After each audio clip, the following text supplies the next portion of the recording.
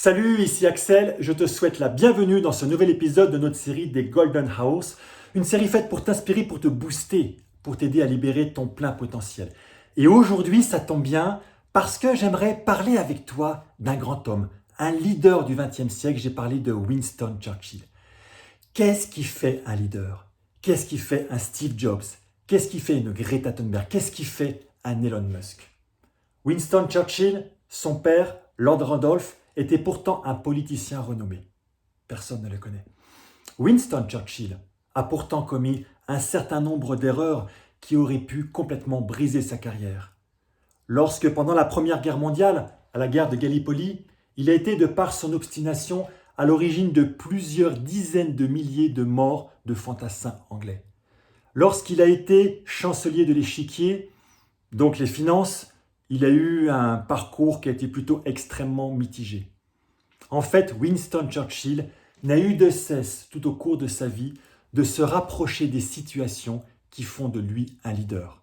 Et c'est bien ça la caractéristique des leaders. C'est de savoir se rapprocher des situations qui vont faire d'eux un leader. Alors Winston Churchill fait partie de cette trempe d'hommes, comme Michel-Ange, comme Benjamin Franklin, des hommes qui sont multidisciplinaires, qui excellent dans un nombre d'activités. Savais-tu par exemple que Winston Churchill était un artiste peintre reconnu? Savais-tu que les écrits de Winston Churchill ont été tellement prolifiques qu'il a écrit plus que Dickens et Shakespeare réunis? Que Winston Churchill a obtenu, et oui, le prix Nobel de littérature en 1952. Bien sûr, Winston Churchill est bien plus connu pour ses actes militaires. Dans sa jeunesse, il était tellement dynamique qu'il est allé quasiment sur tous les fronts. Il était là à Cuba, en Afrique du Sud, en Inde, en Kenya, et j'en passe. Mais ça lui a permis de comprendre qu'est-ce que c'était que l'art militaire. Winston Churchill a été bien sûr un politicien, je vais y revenir, mais surtout il a été un homme de la rhétorique formidable. Il a été connu pour pouvoir souder, pour pouvoir lever le peuple anglais contre l'invasion nazie pendant la Seconde Guerre mondiale. Le fameux « Je ne vous promets que du sang, de la sueur et des larmes » qui a été reconnu en Angleterre, mais également en dehors du pays. Et puis, côté politique, Winston Churchill est l'un des rares qui, au début des années 20, avait compris quels étaient les dangers du nazisme qui était en train de se lever. Alors, en 1938, lorsque l'Allemagne envahit l'Autriche, en 1940, Winston Churchill a été l'homme de la situation pour devenir le Premier ministre d'Angleterre. Premier ministre d'Angleterre où, force de sa rhétorique, force de son art militaire pour pouvoir lever le peuple anglais, force d'accueillir De Gaulle pour pouvoir maintenir la paix en France, de pouvoir inviter les États-Unis pour pouvoir libérer l'Europe du joug allemand. C'est en cela que Winston Churchill a été reconnu comme l'un des plus grands leaders. Il n'a cessé tout au long de sa vie de se rapprocher des situations qui feraient de lui un leader. Ce que je suis en train de te dire, c'est qu'il n'y a pas qu'un seul type de leadership. Il y a un leadership propre pour chacun de nous.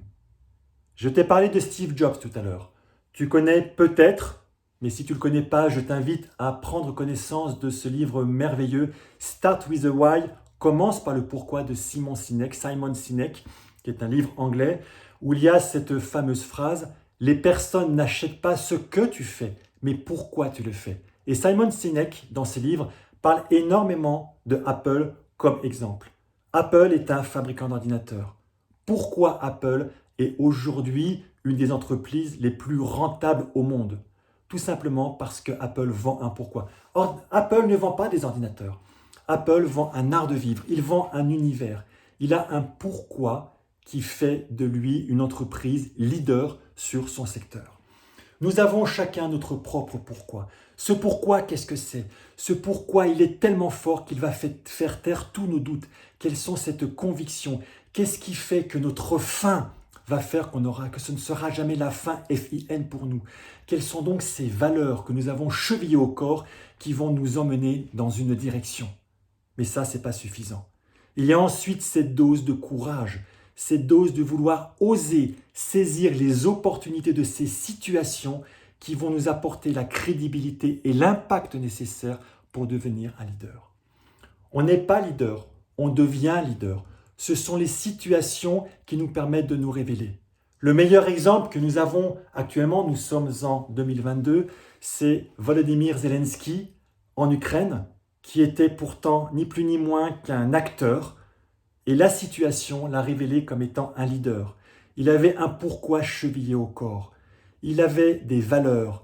Et quand on le voit, c'est un homme simple qui n'a pas un apparat de chef d'État. Il est tout simplement habillé en militaire et pourtant, il est là et il est au devant de la scène pour pouvoir défendre son pays sur la scène internationale. Il est un leader et je pense que l'histoire le reconnaîtra par la suite. Nous ne sommes pas leaders, nous devenons leaders. C'est des situations particulières qui sont faites pour nous, qui permettent d'exprimer notre pourquoi, nos valeurs, notre conviction, le pourquoi nous sommes là, notre utilité, notre contribution sur cette planète. Et saisir ces opportunités pour que l'on puisse asseoir notre crédibilité et notre impact. Tu es là pour pouvoir être utile, pour pouvoir apporter une contribution. Quelle va donc être cette prochaine action que tu vas mettre en place pour pouvoir oser aller dans des situations qui permettront de te révéler, qui permettront de te rendre fier également et de progressivement te révéler et puis faire en toi un leader. Deviens ce leader que le monde attend. Deviens ce leader dont le monde a besoin. Je compte sur toi et je te dis à demain pour un prochain épisode des Golden House.